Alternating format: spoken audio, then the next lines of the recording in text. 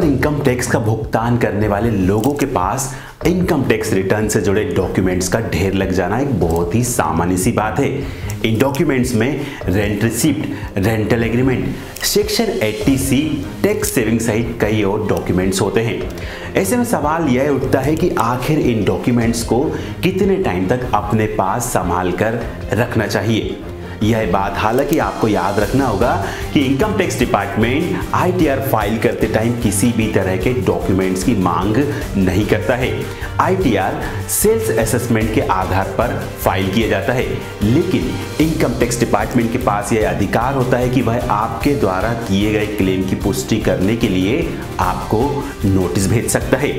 हम आपको बता दें कि आयकर अधिनियम की धारा 149 में किसी भी व्यक्ति को आयकर नोटिस भेजने की समय सीमा का उल्लेख है, जिसके आधार पर उतने समय तक डॉक्यूमेंट्स को सुरक्षित रखना चाहिए। IT एक्ट की धारा 149 के तहत आयकर विभाग के पास आयकर दाता को संबंधित फाइनेंशियल ईयर की समाप्ति से लेकर उसके अगले 7 साल तक नोटिस भेजने का अधिकार है। मतलब अगर आप फाइनेंशियल ईयर 2017-18 के लिए इनकम टैक्स फाइल करते हैं तो आपको उससे संबंधित डॉक्यूमेंट्स अगले 7 साल यानी कि फाइनेंशियल ईयर 2024-25 तक सुरक्षित रखना चाहिए। 7 साल की यह समय सीमा हर तरह के टैक्स पेयर पर लागू होती है। अगले 7 साल की ड्यूरेशन तक डॉक्यूमेंट सुरक्षित रखने की समय सीमा सबके लिए समान है, चाहे वह सैलरीड पर्सन हो, सेल्फ एम्प्लॉयड हो या फिर कोई प्रोफेशनल हो।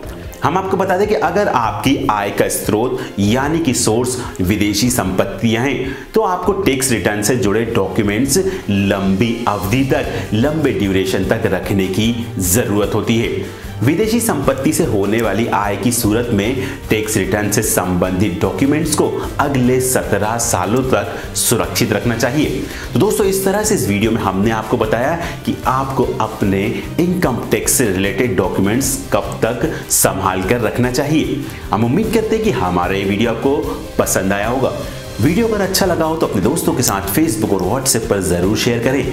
अगर अभी तक आपने V4 इनोवेटिव को सब्सक्राइब नहीं किया है तो हमारे इस चैनल को जरूर सब्सक्राइब करें, साथ ही साथ बेल आइकन जरूर दबाएं।